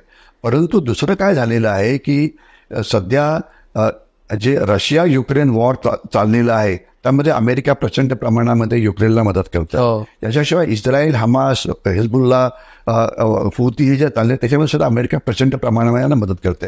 आता ती मदत इतकी जास्त झाली की अमेरिकेकडेच आता ॲम्युनिशन सगळं संपायला सुरुवात झालेली आहे. म्हणजे युक्रेन काय की 1000 कोटी रुपयाचं मिसाईल फायर झालं की गेलं, ते पुन्हा वापरता येत नाही ना. आणि पुन्हा ते नवीन दरात म्हणतात 1,000 कोटी रुपये द्या की पहिले, ते बनू शकेल, पण की तुम्ही किती 1,000 कोटी रुपये द्या, 100 मिसाईल, 200 मिसाईल, 500, 1,000, 3,000 बटन दाबलं की 8 मिनिटात ती गायब. पुढे काय, पुढे काहीच नाही. तर त्याच्यामुळे हे मिसाईलचं जे युद्ध आहे अतिशय कॉस्टली युद्ध आहे. जे ड्रोन्सचं युद्ध आहे बऱ्यापैकी कॉस्टली युद्ध आहे. तर ते आता त्यांना परवडत नाहीये. आणि त्यांना आता सर्वात मुख्य भीती काय वाटते आहे की या सगळ्या इस्रायल युक्रेन वॉरचा फायदा घेऊन एखाद्या वेळेला चीन हे तैवानवरती हल्ला करेल. तैवान फॅक्टर तुम्हाला लक्षात यायला पाहिजे. तैवानमध्ये सध्या काय झालेलं आहे की तैवानच्या विरोधामध्ये मोठ्या प्रमाणामध्ये ग्रे झोन वॉरफेअर सुरू आहे चीनचं. आणि हा एक वेगळ्याच विषयाकडे तुम्ही पुढाकारी करू शकता. तर काय चीन काय करत आहे, मागच्या वर्षी समजा 2023 घेतलं तर 280 वेळा चीनी लढाऊ विमानं ही तैवानच्या हवाई हद्दीमध्ये आली. म्हणजे हवाई हद्दीत आणणं म्हणजे तुम्ही तुमच्या सीमेचं अतिक्रमण केलं, तिथे आली, आणि जशी तैवानची विमानं वर उडतात मग ही मागे जातात. ठीक आहे, म्हणजे हा उंदीर आणि मांजराचा जो खेळ असतो टॉम अँड जेरीमध्ये, हा खेळ सुरू आहे. जवळजवळ 100हून जास्त वेळा त्यांनी त्यांच्या सागरी सीमेमध्ये प्रवेश केला. सागरी सीमा काय असतं तुम्हाला कल्पना असायला पाहिजे की जो समुद्र किनारा असतो त्यापासून 12 नॉटिकल माईलचा जो समुद्र असतो तो तुमचा टेरिटोरियल वॉटर समजलं जातं. म्हणजे तो तुमचा समुद्र आहे, तिथे तुमच्या देशाचा कायदा म्हणजे IPC किंवा आता नवीन कायद्याचं नाव मला लक्षात नाहीये, आपला कायदा तिथे लागू होतो. ठीक आहे, परंतु 12 नॉटिकल माईल पर्यंत 200 नॉटिकल माईलचा जो समुद्र आहे त्याला एक्सक्लुझिव्ह इकॉनॉमिक झोन म्हटलं जातं, की जिथे युद्ध नौका येऊ शकत नाही, बाकी व्यापार करणारे येऊ शकतात. आणि 350 पर्यंत एक्सटेंडेड एक्सक्लुझिव्ह इकॉनॉमिक झोन आहे जिथे तुम्हाला खनिज काम करण्याचा अधिकार वगैरे आहे. तर हे त्यांच्या टेरिटोरियल वॉटर्समध्ये घुसत आहेत. अच्छा. आणि त्याला काहीच करू शकत नाही. म्हटल्यानंतर फायर तुम्ही करू शकता, पण ते केलं जात नाही. आणि तीच दादागिरी त्यांची साऊथ चायना समुद्रावर सुरू आहे. तर अमेरिकेला सर्वात भीती काय वाटते की चीनचा उद्देश सरळ आणि साफ आहे. त्यांचा नंबर त्यांना 4 मोठी युद्ध लढायची आहेत पुढच्या 20-25 वर्षामध्ये. त्याच्यामधलं 4थं युद्ध आहे साऊथ तिबेटचं युद्ध. तर साऊथ तिबेटचं युद्ध काय हा प्रश्न तुम्ही मला नंतर विचारा. पहिलं युद्ध जे आहे ते आहे तैवान. त्याला तैवानला हे करायचंय. तर भीती अमेरिकेला ही वाटते की या परिस्थितीचा फायदा घेऊन ते तैवानवरती ऍक्च्युअली युद्धाचा हल्ला करते. तर म्हणून आज तैवानच्या आजूबाजूला अमेरिकेच्या अनेक युद्धनौका तिकडे गेलेल्या आहेत. म्हणजे थोडक्यात आता अमेरिकेला 3 फ्रंट वॉरवरती लक्ष ठेवावं लागतंय. म्हणजे एक तर युक्रेन वॉर भयंकरच आहे, महाभयंकर आहे, तिथे केवढी हानी होते. मग इस्रायल वॉर, अमेरिकेची फायटर विमानं इराण हल्ला करेल म्हणून त्यांच्या वरती उडतायत. ठीक आहे ना. आणि त्याच्या तिसरं तुम्ही घाला तैवान, की कारण कुठल्याही शस्त्र तैनात करण्याकरता वेळ लागतो. युद्धनौका पॅसिफिक मधून साऊथ चायना समुद्रात यायला 2-3 दिवस लागतील. तोपर्यंत काय, तर म्हणून अमेरिकेला सर्वात भीती वाटते की तैवानवरती हल्ला होईल. तर याच्यामुळे तैवानवरती हल्ला होईल तर होऊ द्या, तो तैवानचा प्रॉब्लेम आहे. ठीक आहे, परंतु याचा परिणाम आपल्यावरती असा होतो की आता अमेरिकेचं जे बांगलादेशमध्ये हे चाललं त्यावर अजिबात लक्ष नाही. काश्मीरमध्ये जो हिंसाचार वाढवण्याचा पाकिस्तान प्रयत्न करतो तिकडे अजिबात लक्ष नाही. म्हणजे थोडक्यात जगामध्ये चाललेल्या वेगवेगळ्या घडामोडीमुळे जग, युरोपियन युनियन असो की युनायटेड नेशन्स सिक्युरिटी काउन्सिल असो, इकडे बघायलाच तयार नाहीये. हिंदूंवरचे अत्याचार हा जगाचा विषय नाही. ठीक आहे, काश्मीरमध्ये वाढलेला हिंसाचार जगाचा विषय नव्हता. पहिले काय व्हायचं, हिंसाचार सुरू झाला की लगेच इंटरव्हेन्शन व्हायचं. आणि जगाचे पोलीस, अमेरिका यांच्याकडे लक्षच नाही, का त्यांच्या प्रायोरिटीमध्ये आपण 10 मध्ये सुद्धा नाही आहेत. म्हणजे तर याचा भारताकरता धडा एक असा आहे की आपल्याला आपल्या राष्ट्रीय हिताचं रक्षण स्वतःच करावं लागेल. स्वतःच्या राष्ट्रीय ताकदीने मला ना अमेरिका मदत करेल, ना रशिया मदत करेल, ना युरोप मदत करेल, कोणीही नाही. स्वतःची मसल पॉवर वापरून आपल्याला आपल्या राष्ट्रीय हिताचं रक्षण करावं लागेल. आणि ते कसं करायचं बांगलादेशच्या बाबतीमध्ये हा एक मोठा विषय आहे. आत्ता जर आपण भारताच्या आजूबाजूला बघितलं तर आत्ता जे बांगलादेशचं झालं, म्यानमारमध्ये पण जसं तुम्ही सांगितलं तो एक वेगळा विषय चालू आहे. अफगाणिस्तानमध्ये पण सेम आता सगळं सरकार त्यांचं पूर्ण उलथापालथ झालं. पाकिस्तानचं तर नेहमीच काही ना काहीतरी प्रॉब्लेम चालू असतात. तर आता आजूबाजूला बघायला गेलं तर भारत एकमेव थोडा स्टेबल राष्ट्र आहे असं म्हणता येईल. पण मग या सगळ्याचा आपल्यावर काय परिणाम होतोय आणि आपली काय पॉलिसी असू शकेल? भारत अत्यंत स्टेबल देश आहे, याच्यावरती काही कुणाला डाऊट नको. आणि भारत किती स्टेबल देश आहे, आता 15 ऑगस्टला ज्यावेळेला ट्रॅफिक जॅम होईल एक्सप्रेस हायवेवरती सगळे भारतीय एन्जॉयमेंट करता बाहेर पडतील, त्यावेळेस तुम्हाला दिसेल की मी तुम्हाला आत्ताच प्रिडिक्ट करतो की रेकॉर्ड ट्रॅफिक जॅम हा पुणे एक्सप्रेस हायवेवरती, पुणे मुंबई एक्सप्रेस हायवेवरती होणार आहे. लोणावळा खंडाळा ओव्हरफ्लो होईल, कोकणामध्ये तुम्हाला जागा मिळणार नाही वगैरे वगैरे. सगळी जी पर्यटनाची स्थानं आहे फुल होतील. तर भारत किती चांगला देश आहे याच्यावर आपल्याला कल्पना असावी की सगळीकडे मजा चाललेली आहे. मजा शब्द वापरायला नको, परंतु भारतीय लाईफ एन्जॉय करतायत. आणि याच्याशिवाय दुसरी गोष्ट अशी की भारताची अर्थव्यवस्था ही वेगाने वाढते आहे, याच्यात काही डाऊट नको. तर म्हणजे भारत हे अत्यंत स्टेबल असा स्पॉट आहे आणि जगातली सर्वात फास्टेस्ट ग्रोईंग अर्थव्यवस्था आहे. आणि पुढच्या 2-3 वर्षांमध्ये आपण 3rd लार्जेस्ट अर्थव्यवस्था होऊ याच्याविषयी सुद्धा कोणाच्या मनात डाऊट नको. म्हणजे मी आपल्याला एक असं सांगण्याचा प्रयत्न करीन की एक इकॉनॉमिक टाइम्स नावाचं वर्तमानपत्र आहे, कधी कधी ते वाचत जा. शेअर्स करता किंवा म्युच्युअल फंड करता नको, पण जी भारताच्या ज्या आर्थिक न्यूज असतात त्याच्याकरता, ओके, जी प्रगती होते त्याच्याकरता, केवळ त्याच्याकरता. बाकी शेअर्सवर त्याच्या बातमी पडू नका, तो विषय वेगळा होईल. तर भारताची प्रगती वेगाने होते, त्याच्यात काही डाऊट नाहीये. भारत स्टेबल याच्यात काही डाऊट नाहीये. परंतु जो भारताचा जो शेजार आहे तो मात्र प्रचंड अस्वस्थ आहे. पाकिस्तानविषयी आपण नंतर सेपरेटली बोलू, परंतु आपण बांगलादेशविषयी आपण आता बोलतोच आहे. म्यानमारमध्ये अत्यंत अस्वस्थ देश, अर्ध्या म्यानमारवरती त्यांचं म्हणजे म्यानमार सरकारचं म्हणजे कंट्रोल नाही आहे आणि त्याचा परिणाम आपल्या ईशान्य भारतावरती होतो. आणि तुम्हाला कल्पना असेल की मिझोराममध्ये अनेक त्या साईडची जे मिझोज आहेत जवळजवळ 40-50 हजार यांनी म्हणजे ते भारतामध्ये येऊन पोहोचलेले आहेत. ठीक आहे ना. आणि भारत सरकार त्यांना बेकायदेशीर समजतं, परंतु ते आहेत. याच्याशिवाय आपण नेपाळचा विचार केला तर नेपाळमध्ये जे ओली सरकार आलेलं आहे ते भारत विरोधात आहे, याच्याविषयी कोणाच्या मनात काहीही डाऊट नको. ओके, ठीक आहे. मग मालदीवमध्ये मुइझू जे आहेत ते किती भारत विरोधात होते याची आपल्याला कल्पना आहे. आत्ताच आपले जे परराष्ट्र मंत्री जयशंकर काल परवाच तिथे होते आणि त्यांनी पुन्हा 5-6 करार केलेले आहेत. सगळं चुस्कारणे आपला भाग आहे. प्रॉब्लेम काय होतो की आपला जे शेजार आहे, आपल्या शेजारी राष्ट्रांमध्ये चीननी प्रचंड प्रमाणामध्ये घुसखोरी केली आहे. होतं काय, आपण या सगळ्या शेजारी राष्ट्रांना आर्थिक मदत करतो, परंतु आपण जर समजा 10 कोटी मदत करत असू समजा मालदीवला, तर चीन त्याच्या 10 पटींनी जास्त मदत ही त्या राष्ट्रांना करतं. कारण चीनची आर्थिक शक्ती ही आपल्यापेक्षा 4.5 पटींनी जास्त मोठी आहे. म्हणजे आपण कितीही मदत केली तर त्याच्या 10 पटींनी जास्त मदत ते करतात. तर प्रश्न असा आहे, तर जो 10 पटींनी जास्त मदत करतो तो नेपाळ त्यांच्या बाजूने जाईल की भारताच्या बाजूने येईल? तर सरळ आहे की जिथे जास्त पैसे मिळतात त्या बाजूने जातो. तर नेपाळमध्ये तोच प्रॉब्लेम आहे, बांगलादेशमध्ये तोच प्रॉब्लेम आहे, श्रीलंकेमध्ये तोच प्रॉब्लेम आहे, मालदीवमध्ये पण तोच प्रॉब्लेम आहे. तर म्हणून आपल्याला आपला आर्थिक व्यवस्थेचा जो वेग आहे तो वाढवायला पाहिजे, परंतु त्याला अजून एक वेळ लागेल. वेग तर नक्कीच वाढतात, काही डाऊट नाही आहे, परंतु थोडा वेळ लागेल. आणि याच्याशिवाय आपल्याला इतर वेस्टर्न राष्ट्रांची मदत घेऊन जी वेस्टर्न मदत आहे ती चीनपेक्षा जास्त ठेवण्याचा मदत आपल्याला प्रयत्न हा करावा लागेल. मग त्यामध्ये युरोप आलं की अमेरिका आलं की इतर म्हणजे ऑस्ट्रेलिया, न्यूझीलंड ज्याला आपण डेमोक्रॅटिक कंट्रीज म्हणतो त्यांची मदत घेऊन ते आपण जर ती मदत वाढवू शकलो तर एक तो फायदा होईल. तर शेजारी राष्ट्र अस्वस्थ आहे त्याच्यात काय डाऊट नाही, त्याचं लक्ष असायलाच पाहिजे. आणि याच्याशिवाय काय होतं की त्यांची जी प्रॉब्लेम्स असतात त्याचा ओव्हरफ्लो हा आपल्यावरती हा होत असतो. तर म्हणून आपल्याला आपल्या ज्या सीमा आहेत या सीमा सुरक्षित कराव्या लागतील. आणि आज होतं काय की आज भारताच्या ज्या जमिनी सीमा आहेत त्या जवळजवळ 16,500 किलोमीटर आहेत. जमिनी सीमा 4,500 किलोमीटरची सीमा बांगलादेशला लागलेली आहे, एक 4,000 किलोमीटरची सीमा चीनला लागलेली आहे, एक 3,000 किलोमीटरची सीमा पाकिस्तानला लागलेली आहे, एक 700-800 किलोमीटरची सीमा भूतान आणि नेपाळला लागलेली आहे. तर या सीमा सुरक्षित कराव्या लागतील, कारण या सीमामधून स्मगलिंग होतं, सीमेमधून बेकायदेशीर व्यापार होतो, सीमेमधून नार्कोटिक्स म्हणजे अफरोगांच्या चरस पाठवला जातो, खोट्या नोटा पाठवल्या जातात.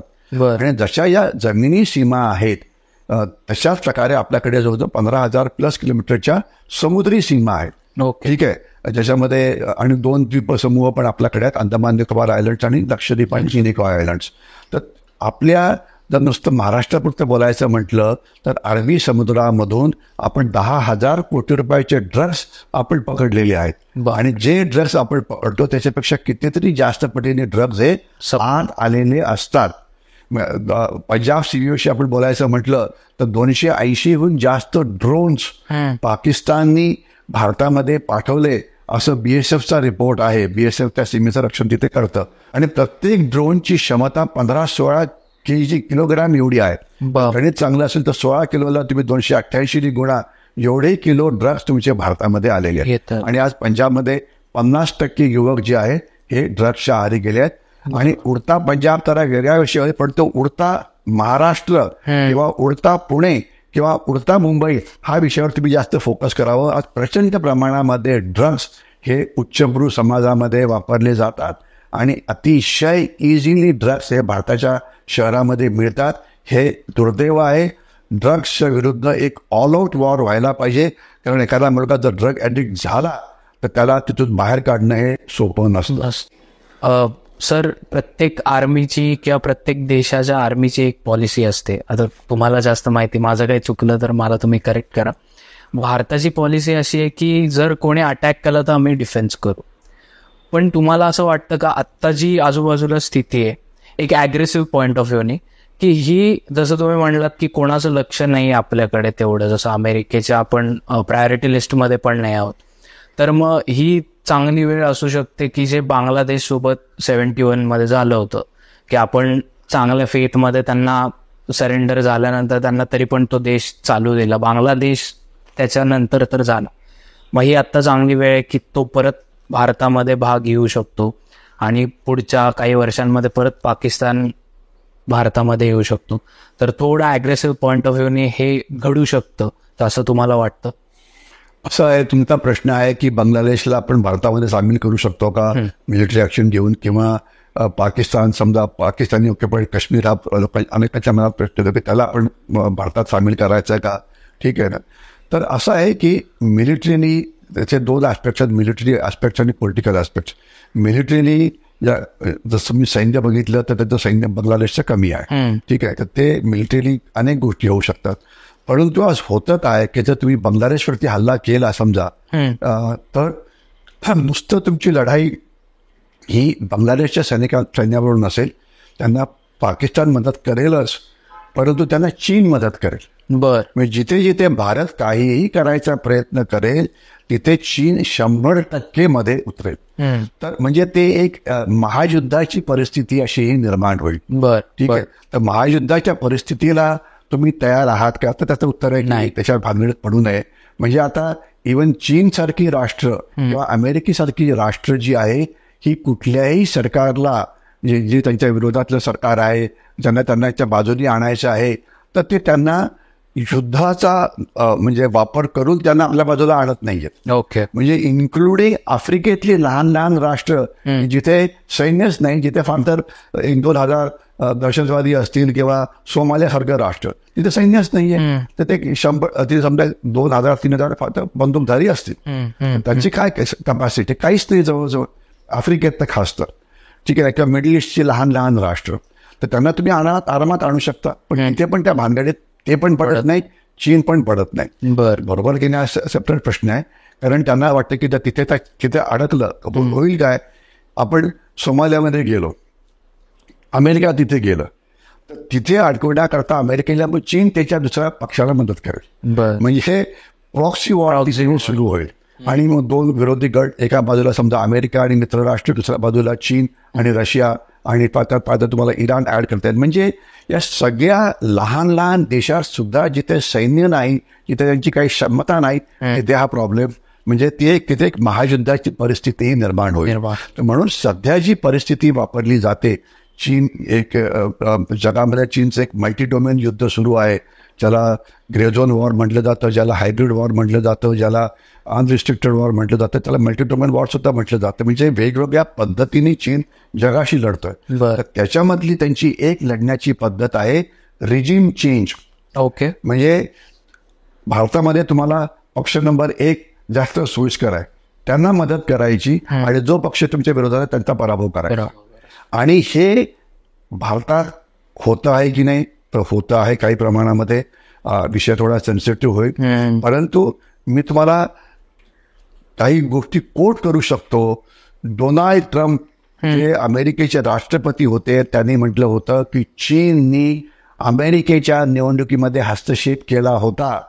ऋषी सुनाकनी म्हटलेलं आहे चीननी आमच्या निवडणुकीमध्ये हस्तक्षेप केला होता. हस्तक्षेपचा अर्थ काय की विरोधी पक्षांना मदत करणं, एकाने हे करणं. आता कोण म्हणताय? ऋषी सुनाक म्हणजे हे होते, म्हणजे युरोपियन राष्ट्र, प्रगत राष्ट्र म्हणतात. आणि आज युरोपमधली सगळी राष्ट्र म्हणतात की रशिया इंटरव्हेन्शन करतं, हे करतं.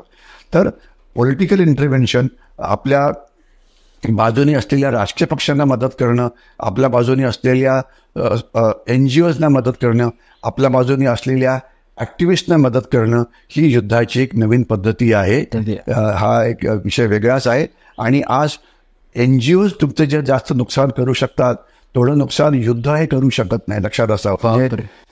म्हणजे तुम्हाला एक उदाहरण देतो की आपल्याकडे अनेक NGOज आहेत. 3 प्रकारचे NGOज आपल्याकडे आहेत. एक तर आहे जिहादी प्रवृत्तीच्या, त्यांना उलटीच कामं करायची आणि त्यामध्ये मध्ये पकडल्या जातात. तुम्हाला कल्पना आहे त्याच्याविषयी की आयसिसचा पकडला गेला, याचा पकडला गेला तो. दुसरा आहे लेफ्टिस्टवाले, की काहीतरी काम करून त्यांना प्रगती तुमची थांबवायची आहे. तिसरी आहे IT डेव्हलपमेंट, की आम्ही धरण बांधू देणार नाही, आम्ही रस्ता बांधू देणार नाही. आता एक नवीन एक बंदर डेव्हलप करायचं आहे भारत सरकारला कोकणच्या किनाऱ्यावरती, पालघरला. ठीक आहे ना. ते जगातलं, ते एक एशियामधलं सर्वात मोठं कंटेनर पोर्ट होईल. ओके. खूप चांगली जागा आहे. ते होऊ देणारच नाही. नाणेरमध्ये तिथे हे प्रकल्प होऊ देणार नाही. सौदी अरेबियाला नाणेरमध्ये जगातलं सर्वात मोठं रिफायनरी निर्माण करायची होती, जगातली सर्वात मोठी. तर लोकांना वाटायला सौदी अरेबिया ते आंबे आवडतात म्हणून तिकडे यायला लागलो. आंब्याचा आणि रिफायनरीचा काही संबंध नव्हता, किंवा काजूचे 2 पाकिटं स्वस्त मिळतात, 2 रुपये किलो, तो संबंध नव्हता. सौदी अरेबियाला तिथे यायचं होतं कारण सौदी अरेबियाच्या रिफायनरीजवरती इराण हल्ला करतं. आणि जर तुम्ही सौदी अरेबियाचा जर नकाशा बघितला तर त्यांचं सगळं तेल जे आहे, एक अरुंद जी समुद्रधुनी आहे, गल्फ ऑफ होर्मुझ, तिथनं येतं आणि तिथे त्याचा हल्ला होतो. म्हणून त्यांना त्या समुद्रधुनीमध्ये अडकण्यापेक्षा त्यांना ओपन समुद्रामध्ये यायचं होतं. जो भारत आहे की आपण ओपन समुद्रामध्ये, आपल्याजवळ समुद्रधुनी नाहीये, आणि त्या दृष्टीने त्यांना नाणेर किंवा या गोष्टी सोयीस्कर होत्या. पण आपण आपल्या पायावरती कुऱ्हाडी मारून ते होऊ दिलं नाही. तर तिथे नाणेरमध्ये प्रकल्प झाला असता तर कोकणातल्या कुठल्याही माणसाला बाहेर जायची गरज नव्हती. उलटे कोकणामध्ये कारण 2-3 लाख डायरेक्टली जॉब निर्माण झाले असते आणि 10-15 लाख हे इनडायरेक्ट जॉब पिरियडने आले असते. पण आपण आपल्या पायावरती कुऱ्हाड मारलेली आहे. तर या ज्या अँटी डेव्हलपमेंटच्या या गोष्टी आहेत, याने नुकसानही जास्त होतं. शेतकरी आंदोलन नावाचा प्रकार सुरू झाला. याच्यामध्ये आपण नुसतं इकॉनॉमिक टाइम्समध्ये जा, शेतकरी आंदोलनामध्ये त्यांचे 2 रस्ते दिल्लीमध्ये येणारे बंद केले होते आणि आता पुन्हा एकदा ते बंद करण्याचा प्रयत्न करतायत. आणि आपला सुप्रीम कोर्ट सांगते की नाही होताना थोडंफार करू तर चालतं तेवढं, म्हणजे असं काहीतरी सांगायचा प्रयत्न असं पेपरमध्ये आलेलं आहे. एखाद्या शहराचे जर तुम्ही रस्ते बंद केले तर शहराला लागणारं सगळं सामान हे बाहेरनं येतं. पुण्याचं उदाहरण घ्या. तुम्हाला 5-6 रस्ते येतात. एक सातारा सांगलीकडनं येतो, एक सोलापूरकडनं येतो, एक मुंबईकडनं येतो, एक नाशिककडनं येतो, एक अजून कुठनं तरी येतो. एक रस्ता बंद झाला, तुम्ही कुठल्याही टोल बूथवरून उभे राहा, हजारो ट्रक्स हे पुण्यामध्ये प्रवेश करतात, पुण्याच्या बाहेर जातात. हजारो. ठीक आहे. आणि जर शहराला लागणारं भाजीपाला, शहराला लागणारं दूध, शहराला लागणारं अन्नधान्य सगळं येत असतं, जात असतं. आणि जर तुम्ही ते थांबवलं तर 10% तुमची हे किंमत ही वाढायला लागते.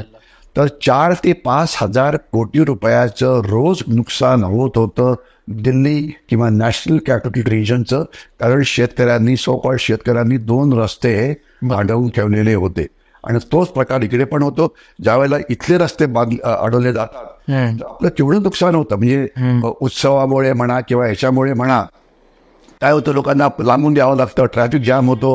म्हणजे जे म्हाताऱ्या माणसांना मेडिकलला जाता येत नाही, मुलांच्या शाळा बंद पडतात, म्हणजे पब्लिक प्रॉपर्टी, प्रायव्हेट प्रॉपर्टी ती बरबाद केली जाते वगैरे वगैरे. तर अशा प्रकारच्या NGOजना हे परकीय देश मदत करतात. आणि तुम्हाला मी 2 उदाहरण चीनविषयी देऊ इच्छितो की एक वेदांत नावाची कंपनी होती, त्यांचा कॉपर शुद्ध करण्याचा कारखाना हा चेन्नई मद्रासमध्ये होता. तर तिथली एक NGO हायकोर्टमध्ये गेली. त्यांनी म्हटलं की याच्यामुळे पर्यावरणाचं नुकसान होतं ते बंद करा. हायकोर्टने निर्णय दिला की ह्या कारखाना तुम्ही बंद करा, पर्यावरणाचं नुकसान होतंय. तर त्यानंतर कॉपरचा वापर करणं बंद झाला का? नाही. कॉपर रिप्लेस होऊ शकत नाही. जर कॉपरला काही रिप्लेसमेंट असती तर सांगता आलं असतं की कॉपरच्या ऐवजी सोनं वापरा, चांदी वापरा, अल्युमिनियम वापरा, काहीतरी वापरा. ठीक आहे ना. ती तुम्ही तो कारखाना बंद केला आणि कॉपरशी आपण आयात सुरू केली कुठनं? तर चीनमधून. मग नंतर लक्षात आलं की त्या एनजीओला चीननी मदत केली होती. ठीक आहे ना. आणि अशा प्रकारे चीन प्रचंड प्रमाणामध्ये आर्थिक घुसखोरी करतं, पण तो एक वेगळाच विषय होईल. त्यांचा मुख्य उद्देश असतो की तुमच्या आर्थिक प्रगतीचा जो वेग आहे हा कमी करायचा, ज्याच्यामुळे तुम्ही चीनला प्रतिस्पर्धी म्हणून पुढे येऊ देणार नाही. आणि त्याकरता ते पाकिस्तानला प्रॉक्सी म्हणून वापरतात. तर थोडंफार रक्त पण सांगायला पाहिजे, किंवा नुसतं टेक्नॉलॉजी वॉर करून चालत नाही. ठीक आहे. तर त्याकरता पाकिस्तानचा वापर ते प्रॉक्सी म्हणून करतात. तर म्हणून हे जे पाकिस्तान चीनचं जे तुझ्या विरोधात कारस्थान आहे, बांगलादेशमध्ये जे चाललेलं आहे, हे मी याला शब्द वापरतो क्लॅश ऑफ सिव्हिलायझेशन. हचिंग्सन नावाचा एक रायटर होता, त्यांनी शब्द वापरला होता क्लॅश ऑफ सिव्हिलायझेशन, की दोन सिव्हिलायझेशनच्या विरोधात ते लढतात एकमेकांच्या विरोधात. आणि त्याचा अंत कसा होईल? तर अंत एक सिव्हिलायझेशन डिस्ट्रॉय होईल, हे त्यांनी म्हटलं होतं. आपण आशा करूया की आपण जिवंत राहू आणि आपले विरोधक हे डिस्ट्रॉय होतील अशीच आशा करूया. परंतु म्हणण्याचा अर्थ असा की हे चीन पाकिस्तानचं कारस्थान भारताच्या विरोधात आहे. बांगलादेश त्याचं एक केवळ मॅनिफेस्टेशन आहे, त्यांना भारतात पण ते चालूच आहे वेगवेगळ्या पद्धतीने. तर या लढाईकरता आपल्याला एक अतिशय मोठ्या अशा लांब लढाईकरता तयार व्हावं लागेल. आणि यामध्ये म्हणजे करायला काय पाहिजे तर मी दोनच म्हणजे गोष्टी सांगू शकतो. एक तर सगळ्या राजकीय पक्षांना भारताच्या राष्ट्रीय हितावरती वादविवाद करणं बंद करायला पाहिजे. आणि भारताच्या सैन्याच्या मागे एकजुटीने राहायला पाहिजे. कारण कुठल्याही गोष्टी करायला अनेक उपाययोजना असतात, त्याच्यामध्ये वाद नको. मग ते काश्मीर असो की ईशान्य भारत असो की भारत चीन सीमा असो की भारत पाकिस्तान सीमा, तो एक भाग झाला. आणि दुसरं, सगळे जे भारतीय आहेत यांनी ते ज्या ज्या क्षेत्रात आहेत त्या क्षेत्रात त्यांनी काहीतरी कन्स्ट्रक्टिव्ह काम करायला पाहिजे आणि देशाच्या प्रगतीला हातभार लावायला पाहिजे. नुसतं घोषणाबाजी करून उत्सव साजरे करून होणार नाही. तुम्हाला कृतीशील नागरिक बनण्याची गरज आहे. आणि त्याचा शेवटचा मेसेज असा की म्हणजे नेमकं काय की जर विद्यार्थी असाल तर एवढं सर्वश्रेष्ठ विद्यार्थी म्हणा की सर्वश्रेष्ठ विद्यार्थी अर्जुनाला समजलं जातं. अर्जुनाच्या पुढे जा. जर तुम्ही शिक्षक असाल तर तुम्ही सर्वश्रेष्ठ शिक्षक हा द्रोणाचार्यांना समजलं जातं की आपला द्रोणाचार्य अवॉर्ड्स असतात, तुम्हाला कल्पना असेल. तर द्रोणाचार्यांच्या पुढे जा. जर तुम्ही उद्योजक असाल तर मायक्रोसॉफ्टच्या पुढे जा. तर टेक्नॉलॉजिस्ट असाल तर गुगलच्या पुढे जा. किंवा शेवटचा विषय म्हणजे शेवटचं मला वाक्य असं म्हणता येईल की आज 3 कोटीहून जास्त भारतीय भारताच्या बाहेर आहेत. अमेरिकेमध्ये 40-50 लाख, युरोपमध्ये 40-50 लाख आणि इतर ठिकाणी. आणि आता अमेरिकेमध्ये निवडणुका होणार आहेत. डोनाल्ड ट्रम्प विरुद्ध कमला हॅरिस. निवडणुकीमध्ये एकच जिंकतील, परंतु एवढं नक्की की व्हाईट हाऊसमध्ये एक भारतीयाचा प्रवेश नक्की ठरलेला आहे. आता कमला हॅरिस ज्या भारतीय मूळ निवासी आहे किंवा व्हान्स ज्यांची पत्नी या भारतीय आहे. आणि तेच म्हणजे आता भारतीय अमेरिकेमध्ये राज्य करतायत का? अमेरिकन काय वेडे आहेत का त्यांना आत येऊ देण्याकरता? त्याच्यात काहीतरी आहे म्हणूनच त्या पुढे आल्यात ना. ऋषी सुनाक पंतप्रधान बनले, काहीतरी त्याच्यात होतं म्हणूनच ते बनलेले आहेत ना. पॉलिटिकल पॉवर म्हणजे भारतीय ज्या वेळेला मेरिटोक्रेसीची काम करतात, प्रचंड मेहनत करतात, बडबड करत नाहीत, म्हणजे फक्त काम काम काम आणि हे करतात, तर ते काय करू शकतात याचं उदाहरण आहे ऋषी सोनाक. किंवा आता ज्या टॉप 600 कंपन्या आहेत, अर्ध्या लोकांचे त्याचे म्हणजे अर्धे सीईओ गुगलची पिचाई म्हणा किंवा मायक्रोसॉफ्टचे काय ते सत्य नाडेला म्हणा, किंवा आता ते नवीन ती याची कंपनी यायला लागली, त्याचं नाव विसरतो मी, AI ची कंपनी यायला लागलेली आहे. तर सगळे भारतीय का बरं? कारण त्या कंपन्यांना वाटतं की जे भारतीय ते डोकेबाज आहेत, त्याचा काहीतरी फायदा होता म्हणूनच ते तिथे गेले. गुगल काही पिशायला काय ते गावाला म्हणून त्यांना घेत नाहीत. तर म्हणजे भारतीय काय हासिल करू शकतात याचं उदाहरण म्हणजे अनिवासी भारतीयांनी भारताच्या बाहेर गेल्यानंतर मिळवलेलं यश. मला वाटतं तेच यश भारताच्या आत रिक्रिएट करण्याची गरज आहे. जे तिथे तत्व फॉलो केली जातात जर ती भारताच्या आत केली तर सुंदर पिचाई भारतात होतील, सत्यनारायणला भारतात होतील, कमला हॅरिस भारतात येईल, ऋषी सुनाक भारतात येतील. सर, खूप लोक जे विरोध करत होते CAA ला, म्हणजे सिटिझनशिप अमेंडमेंट ऍक्ट, तर आता ही जी बांगलादेशमध्ये परिस्थिती निर्माण झाली आहे, शेकडो हजारो बांगलादेशी जे हिंदू आहेत त्यांना भारतात यायचं आता, सो अशा वेळी याचं महत्व आता वाढेल का असं तुम्हाला वाटतं? बघा, 2 कायदे होते. एक होतं CAA, सिटिझनशिप अमेंडमेंट ऍक्ट, आणि दुसरा होता NRC, national register of citizens. NRC जो ऍक्ट होता तो ज्या बांगलादेशींनी घुसखोरी केली होती भारतामध्ये त्यांना शोधण्याकरता, त्याला NRC म्हटलं जातं किंवा NPR, म्हणजे नॅशनल पॉप्युलेशन रजिस्टर. थोडक्यात काय असतं की ज्या आपली लोकसंख्या मोजणी होते त्याला एक रजिस्टर तयार केलं जातं ज्यात सगळ्या तुमचे डिटेल असतात ते, तर त्याप्रमाणे ते चेक करायचं. आणि तो NPR लावण्याचा प्रयत्न करण्यात आला आसाममध्ये, आणि मला सांगायला वाईट वाटतं की तो पूर्णपणे फेल झाला. कारण की तिथे राहणारे जे हिंदू होते त्यांच्याकडे डॉक्युमेंट्स नव्हती, आणि त्यांच्याकडे तिथे राहणारे जे बांगलादेशी होते त्यांच्याकडे सगळ्यांकडे डॉक्युमेंट होती. आणि आता सुद्धा जे बांगलादेशी, आपण जर वर्तमानपत्र वाचला तर आपल्याला असं दिसेल की दरवर्षी पोलीस हे 3-4 हजार बांगलादेशींना पकडतात, म्हणजे पूर्ण भारतामध्ये बेकायदेशीर बांगलादेशी. आणि इव्हन महाराष्ट्रामध्ये सुद्धा 100-150 तर पकडले नक्कीच जात असतील, जास्तच असतील एखाद्या वेळेला. मी एक जनरिक फिगर सांगतोय. या सगळ्यांकडे 100% डॉक्युमेंट असतात. डॉक्युमेंट म्हणजे काय, सगळ्यांकडे आधार कार्ड असतं, सगळ्यांकडे रॅशन कार्ड असतं, सगळ्यांकडे आपलं काय म्हणतात म्हणजे वोटर्स कार्ड असतं. आणि म्हणजे याच्यामध्ये विनोद की काय म्हणायचं मला समजत नाही. आता निवडणुका झाल्या, निवडणुकामध्ये आपल्या हुशार पुणेकरांनी फक्त 50% लोकांनी मतदान केलं आणि 50% केलं नाही. आणि महाराष्ट्रात पण जवळजवळ तोच प्रकार होता, 50-55% मध्ये मतदान झालं. मात्र बांगलादेशींनी 300% मतदान केलं. तुम्ही म्हणाल कसं, तर बांगलादेशींनी पुण्यामध्ये मतदान केलेलं आहे, हे वर्तमानपत्रामध्ये आलेलं आहे. याच्याकडे 2-2, 3-3 वोटर्स कार्ड होती. एक वोटर्स कार्ड महाराष्ट्रातलं किंवा पुण्यातलं, एक वोटर कार्ड पश्चिम बंगालमधलं, एक UP मधलं. आपल्याकडे निवडणुका वेगवेगळ्या काळखंडात होतात, तर त्यामुळे आपल्याला तिथे जर एकाच दिवशी सगळीकडे झाल्या असत्या तर तुम्हाला असं करता आलं नसतं, ठीक आहे. परंतु निवडणुका आपल्याकडे प्रचंड म्हणजे फरकारी होतात.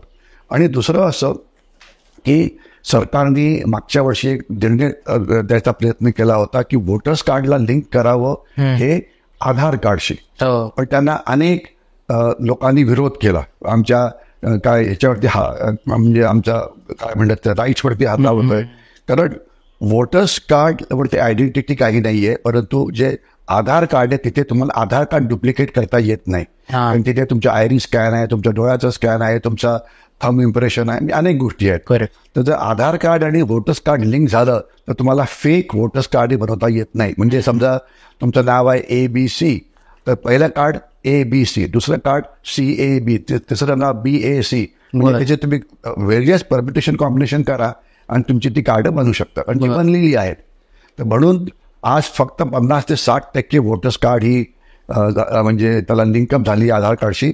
माझी सरकारला आणि सगळ्यांना विनंती आहे की 100% वोटर्स कार्ड हे आधार कार्डशी लिंक व्हायलाच पाहिजे, तरच आपण हे बेकायदेशीर वोटिंग थांबवू शकतो. तो हे झालं NPRचा. तुमच्या प्रश्नाची सुरुवात झाली होती यांनी आपल्या म्हणजे CAAच्या संदर्भामध्ये. CAA हा फक्त 3 देशाकरता लागू होता, अफगाणिस्तान, पाकिस्तान आणि बांगलादेश. म्हणजे तिथे जे हिंदू होते त्या हिंदूंवरती प्रचंड अत्याचार झाले. समजा अफगाणिस्तानमध्ये 3-4% होते. पेशव्यांच्या वेळेला तिथे आपण सगळं पोचलो होतो, अटकेच्या पार वगैरे, तर ते काही जण तिथे राहिले, पानिपतच्या पोस्ट हे वगैरे, ठीक आहे ना. आणि ज्यावेळेला अखंड भारत होता त्यावेळेला अनेक जण तिकडे व्यापाराकरता जायचे वगैरे वगैरे. तर आणि तसंच पाकिस्तानमध्ये होतं. तर आता तिथल्या हिंदूंवरती जे आपण ज्याला हिंदू हा शब्द वापरतो तर त्यामध्ये हिंदू पण सामील आहेत, बुद्ध पण सामील आहेत, जैन पण सामील आहेत, ख्रिश्चन पण सामील आहेत. म्हणजे हिंदू एक ब्रॉड जनरिक टर्म झाली. अर्थात 95% हिंदूच आहेत आणि बाकी 5% इतर अल्पसंख्याक, बुद्ध, जैन, ख्रिश्चन आणि इतर म्हणजे किंवा इतर जाती जमाती ज्या वनवासी असतात तशा. म्हणजे तर त्यांच्यावरती प्रचंड अत्याचार झाले. तर आता म्हणून हा CAAचा ऍक्ट आणला होता आणि ते 2014 पर्यंतचा होता. 2014च्या आधी जे लोक ज्यांनी भारतात प्रवेश केला होता त्यांच्याकरता होता, ठीक आहे ना, की त्यांना भारताचं नागरिकत्व दिलं जावं. कारण ते भारतामध्ये आले कारण त्यांच्यावरती अत्याचार झाले. तर जे भारतामध्ये आले त्यांची संख्या फारशी नाही आहे, मला एक्झॅक्ट आकडेवारी सांगता येणार नाही, पण 1-1.5-2 लाखाहून जास्त नाही आहेत. ठीक आहे ना. तर 2 लाख लोकांकरता तुम्ही कसले वादविवाद करत बसला होता. पण हे म्हणजे आपले हे जे स्युडो सेक्युलर्स म्हणा किंवा हे सगळं अतिहुशार लोक म्हणा, त्यांनी असा निर्माण हे केला की यामुळे इथल्या मुसलमानांचं मत काढलं जाईल. इथल्या मुसलमानांशी याचा काहीही संबंध नव्हता. त्याचा संबंध फक्त 3 देशामधून भारतामध्ये आलेल्या हिंदूंशी होता, ज्यांची संख्या 1-1.5 लाखावर जास्त नसेल. एक्झॅक्ट शोधावी लागेल, ती मिळेल तुम्हाला, पण फारच कमी होती. ओके. तर दुसरी आता तर अफगाणिस्तानात हिंदू कोण शिल्लक राहिलेच नाहीये, हा तिथे हे नाहीये. परंतु अजून सुद्धा 1% किंवा 1.5% हिंदू हे पाकिस्तानमध्ये शिल्लक आहे सध्याच्या, आणि 8% हे तिकडे शिल्लक आहे. आणि असं मानलं जातं की हे जे अत्याचार चालू आहेत याच्यामुळे येणाऱ्या काळामध्ये पुढच्या 5-6 वर्षामध्ये 2030च्या आधी हे उरलेले हिंदू या तर तिथे मारले जातील, या तर ते धर्म परिवर्तन करतील, या ते भारतात पळून येतील. आपण जर मागच्या वेळेची आकडेवारी बघितली तर समजा म्हणजे जे काय म्हणतात त्याला 24%वर जे 8%वरती लोकसंख्या आली, तर त्याच्यामध्ये जे हिंदू भारतामध्ये आले त्यांची लोकसंख्या 50-60 लाखावर सुद्धा जास्त नाहीये. ओके. कमीच असेल. म्हणजे जे बांगलादेशी मुसलमान जे आले ते जवळ 5 कोटीहून जास्त आहेत. बर. परंतु जे बांगलादेशी हिंदू आहेत ते 50-60 लाख सुद्धा नाहीयेत. बर. ठीक आहे ना. तर आणि पाकिस्तानमध्ये तर म्हणजे संख्या ती काय हजारामध्ये असू शकेल म्हणजे ती. ठीक आहे.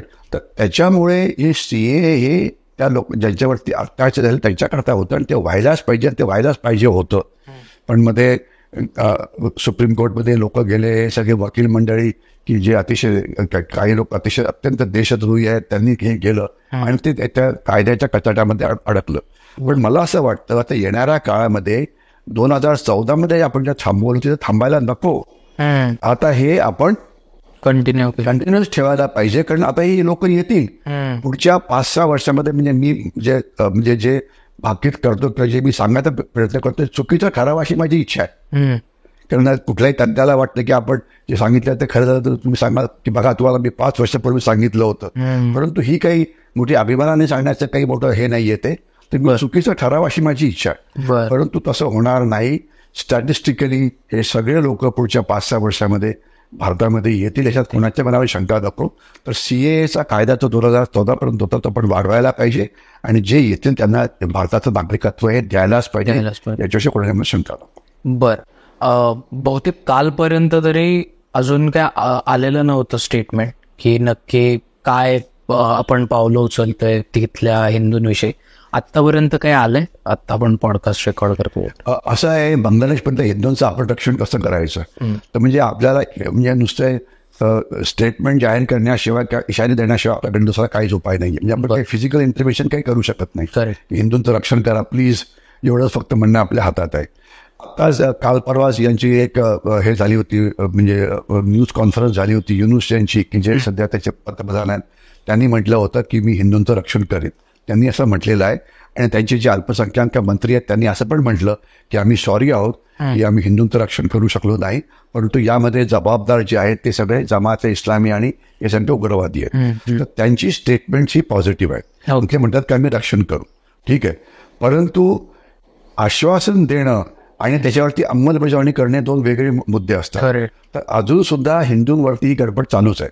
याचं हिंदूंवरती ते का त्यांचा राग आहे आपल्याला कळायला पाहिजे. याचं मुख्य कारण 2-3 मुख्य कारणं आहेत.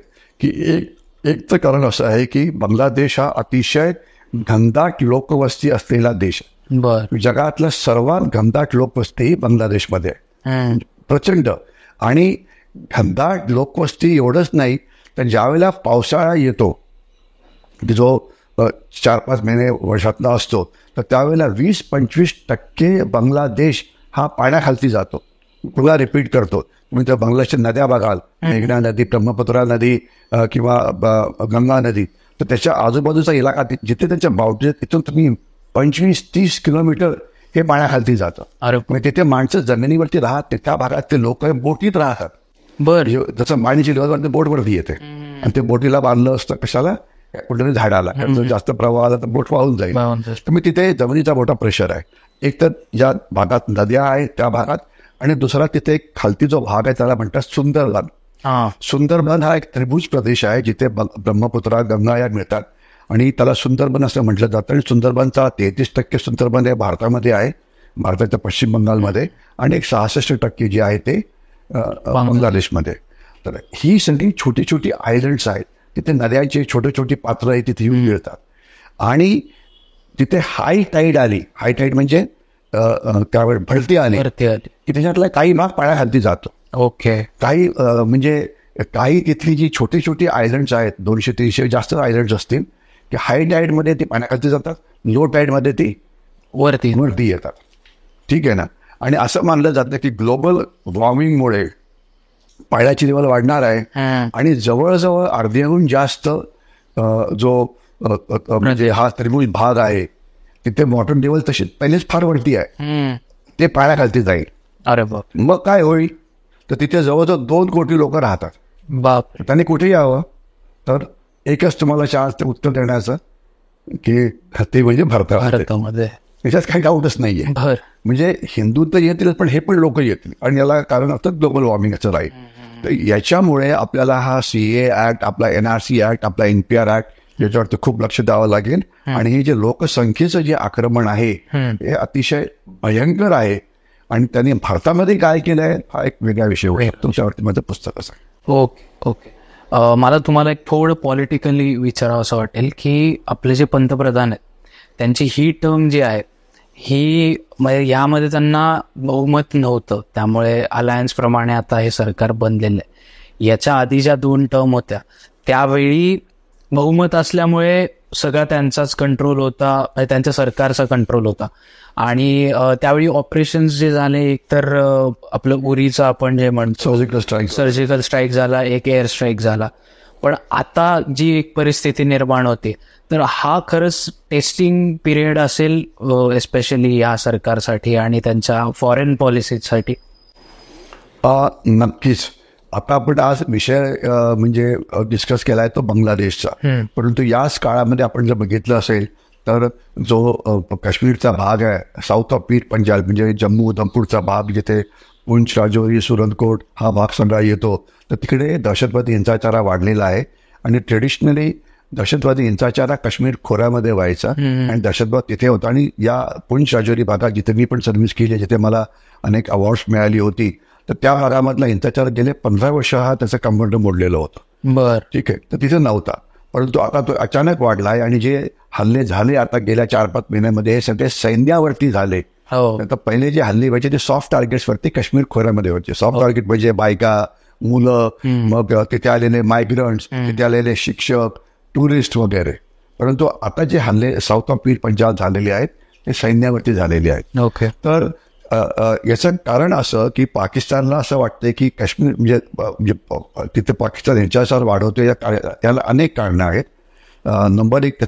नंबर एक मुख्य कारण आहे की पाकिस्तान आणि पाकिस्तानला चीनची मदत आणि पाकिस्तानला काश्मीर मुद्दा हा नेहमीच वरती ठेवायचा आहे. तर त्याच्यामुळे हिंसाचार जरी थोडा वेळ जरी कमी झाला तर तो कायमचा कधीच थांबणार नाही, जोपर्यंत पाकिस्तान नावाचा देश सध्याच्या जॉग्राफिकल आउटलेमध्ये आहे तोपर्यंत कधी थांबणारच नाही. तो म्हणजे कमी जास्त होतच राहील, कधी कमी कधी जास्त अशा प्रकारे होत राहील.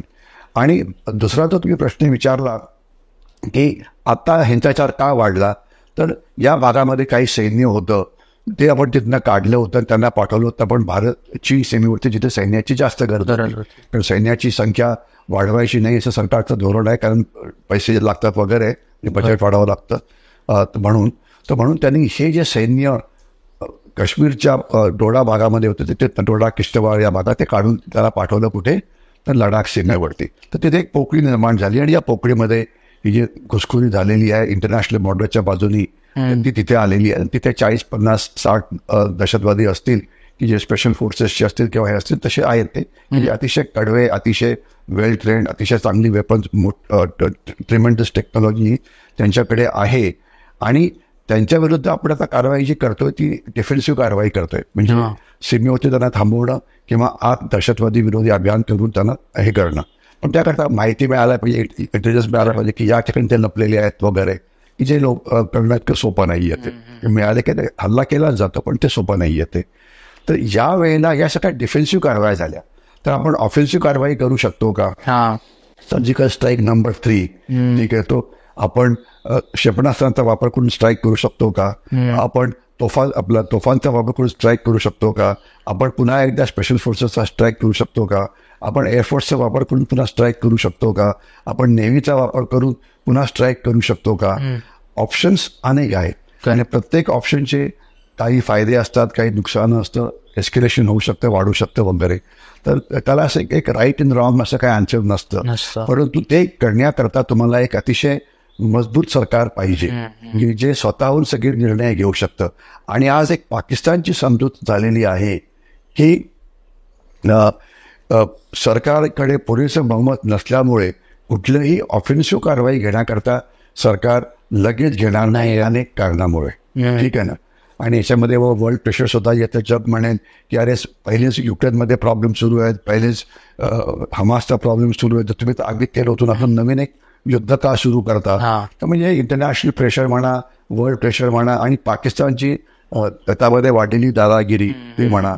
आणि याच्याशिवाय काय की त्यांनी मध्ये फुगा उडवण्याचा प्रयत्न केला होता की नवाज शरीफ जे तिथले सर्वात मोठे नेते आहेत त्यांनी मध्ये विधान केलं होतं की आम्हाला भारताशी मैत्री करायची आहे. आणि त्यांची मुलगी मरियम नवाज शरीफ की जी सध्या पंजाबची जी ही आहे, काय म्हणतात त्याला, मुख्यमंत्री आहे, तिने पण सांगितलं होतं तिथे आपला शेख म्हणजे भाविकांचा जथ्था तिथल्या गुरुद्वारामध्ये गेला होता, तर त्यांना ती भेटली, पंजाबमध्ये बोलले की आपला कसा चांगले संबंध आहेत वगैरे.